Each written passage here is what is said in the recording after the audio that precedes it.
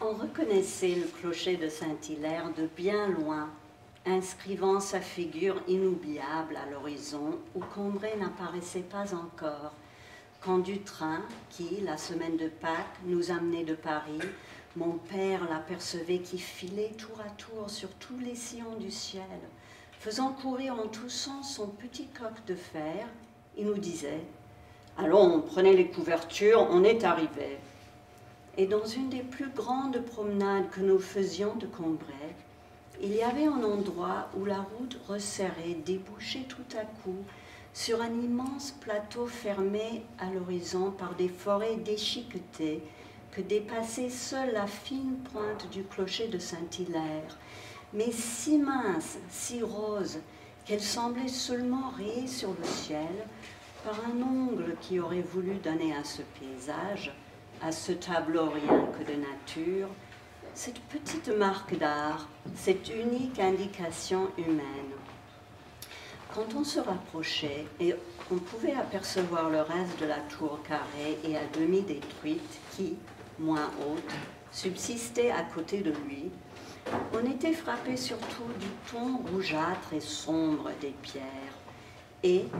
par un matin brumeux d'automne, on aurait dit, s'élevant au-dessus du violet orageux des vignobles, une ruine de pourpre presque de la couleur de la vigne vierge. Souvent sur la place, quand nous rentrions, ma grand-mère me faisait arrêter pour le regarder. Des fenêtres de sa tour, placées deux par deux, les unes au-dessus des autres,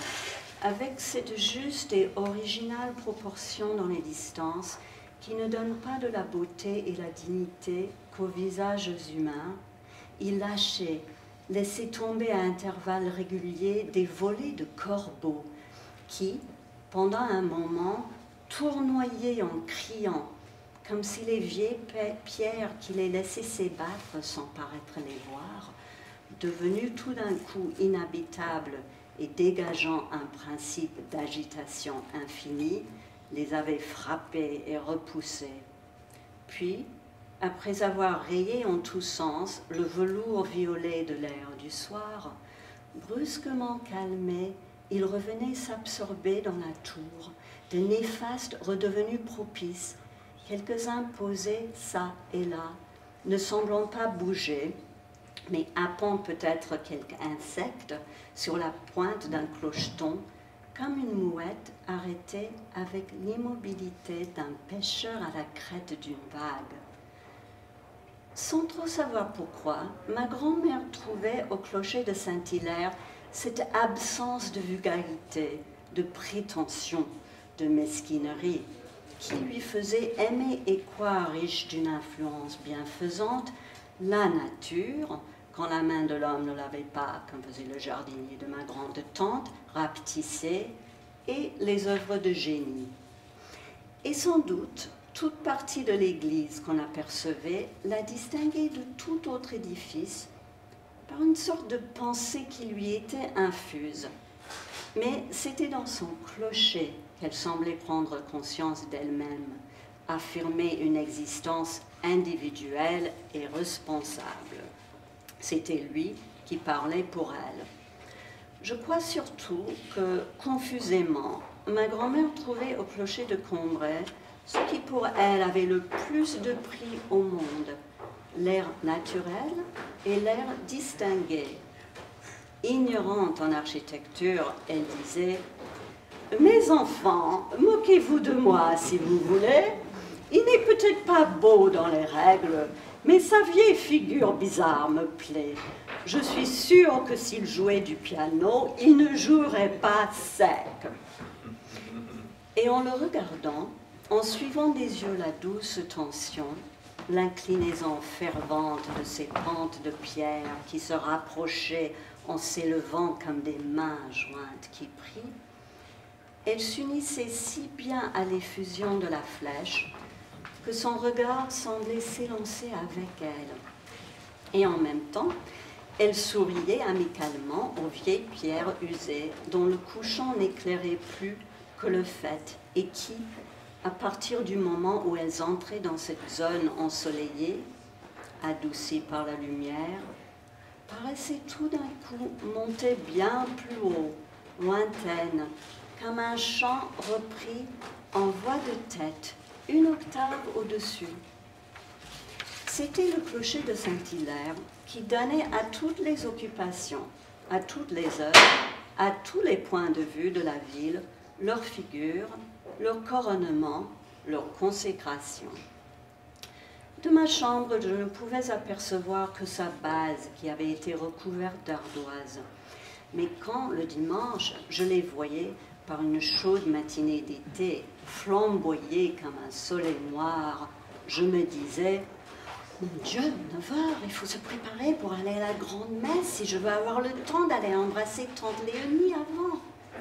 Et je savais exactement la couleur qu'avait le soleil sur la place, la chaleur et la poussière du marché, l'ombre que faisait le store du magasin, où maman entrerait peut-être avant la messe dans une odeur de toile écrue, faire emplette de quelques mouchoirs que lui ferait montrer, en cambrant la taille, le patron qui, tout en se préparant à fermer, venait d'aller dans l'arrière-boutique passer sa veste du dimanche et se savonner les mains qu'il avait l'habitude, toutes les 5 minutes, même dans les circonstances les plus mélancoliques, de frotter l'une contre l'autre d'un air d'entreprise, de partie fine et de réussite. Quand, après la messe, on entrait dire à Théodore d'apporter une brioche plus grosse que d'habitude, parce que nos cousins avaient profité du beau temps pour venir de Tibersie déjeuner avec nous, on avait devant soi le clocher qui, doré et cuit lui-même comme une plus grande brioche bénie, avec des écailles, des égouttements gommeux de soleil, piquait sa pointe aiguë dans le ciel bleu. Et le soir, quand je rentrais de promenade et pensais au moment où il faudrait tout à l'heure dire bonsoir à ma mère et ne plus la voir, il était au contraire si doux dans la journée finissante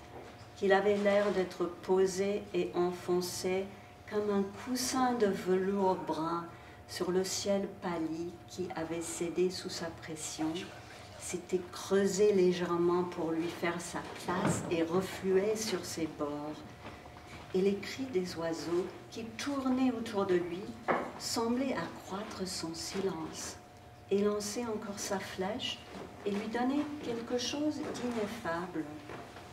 Même dans les courses qu'on avait à faire derrière l'église, là où on ne la voyait pas, tout semblait ordonné par rapport au clocher surgi ici et là entre les maisons. Peut-être plus émouvant encore quand il apparaissait ainsi sans l'église. Et certes, il y en a bien d'autres qui sont plus beaux vus de cette façon. Et j'ai dans mon souvenir des vignettes de clochers dépassant les toits, qui ont un autre caractère d'art que celles que composaient les tristes rues de Combray.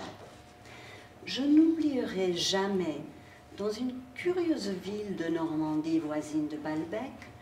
2 charmants hôtels du XVIIIe siècle qui me sont à beaucoup d'égards chers et vénérables, et entre lesquels, quand on la regarde du beau jardin qui descend des perrons vers la rivière, la flèche gothique d'une église qui cache ses lances et ont l'air de terminer, de surmonter leur façade, mais d'une matière si différente, si précieuse, si annulée, si rose, si vernie, qu'on voit bien qu'elle n'en fait pas plus partie que de 2 beaux galets unis, entre lesquels elle est prise sur la plage, la flèche purpurine et crénelée de quelques coquillages fuselés en tourelle et glacés d'émail. Même à Paris, dans un des quartiers les plus laids de la ville, je sais une fenêtre où on voit, après un premier, un second, et même un 3e plan fait de toits amoncelés de plusieurs rues, une cloche violette, parfois rougeâtre, parfois aussi, dans les plus nobles épreuves qu'en tire l'atmosphère, d'un noir décanté de cendre, laquelle n'est autre que le dôme de Saint-Augustin, et qui donne à cette vue de Paris le caractère de certaines vues de Rome par Piranesi. Mais comme dans aucune de ces petites gravures, avec quelques goûts que ma mémoire ait pu les exécuter, elle ne put mettre ce que j'avais perdu depuis longtemps. Le sentiment qui nous fait non pas considérer une chose comme un spectacle, mais y croire comme en un être sans équivalent. Aucune d'elles ne tient sous sa dépendance toute une partie profonde de ma vie, comme fait le souvenir de ces aspects du clocher de Combray dans les rues qui sont derrière l'église. Qu'on le vit à 5 heures, quand on allait chercher les lettres à la poste, à quelques maisons de soie, à gauche, surélevant brusquement d'une cime isolée la ligne de fête des toits. Que si, au contraire, on voulait entrer demander des nouvelles de Madame Sazera, on suivit des yeux cette ligne redevenue basse après la descente de son autre versant, en sachant qu'il faudrait tourner à la deuxième rue après le clocher, soit qu'encore, poussant plus loin, si on allait à la gare, on le vit obliquement, montrant de profil des arêtes et des surfaces nouvelles comme un solide surpris à un moment inconnu de sa révolution. Ou que, des bords de la Vivonne, l'abside musculeusement ramassée et remontée par la perspective sembla jaillir de l'effort que le clocher faisait pour lancer sa flèche au cœur du ciel. C'était toujours à lui qu'il fallait revenir, toujours lui qui dominait tout, sommant les maisons d'un pinacle inattendu, levé devant moi comme le doigt de Dieu dont le corps eût été caché dans la foule des humains, sans que je le confondisse pour cela avec elle. Et aujourd'hui encore, si, dans une grande ville de province, ou dans un quartier de Paris que je connais mal, un passant qui m'a mis dans mon chemin me montre au loin, comme un point de repère, tel beffroi d'hôpital, tel clocher de couvent levant la pointe de son bonnet ecclésiastique au coin d'une rue que je dois prendre, pour que ma mémoire puisse obscurément lui trouver quelques traits de ressemblance avec la figure chère et disparue, le passant, s'il se retourne pour s'assurer que je ne m'égare pas, peut, à son étonnement, m'apercevoir qui, oublieux de la promenade entreprise ou de la course obligée, reste là devant le clocher pendant des heures immobile, essayant de me souvenir, sentant au fond de moi des terres conquises sur l'oubli qui s'assèchent et se rebâtissent. Et sans doute alors, et plus anxieusement que tout à l'heure quand je lui demandais de me renseigner, je cherche encore mon chemin, je tourne une rue, mais c'est dans mon cœur.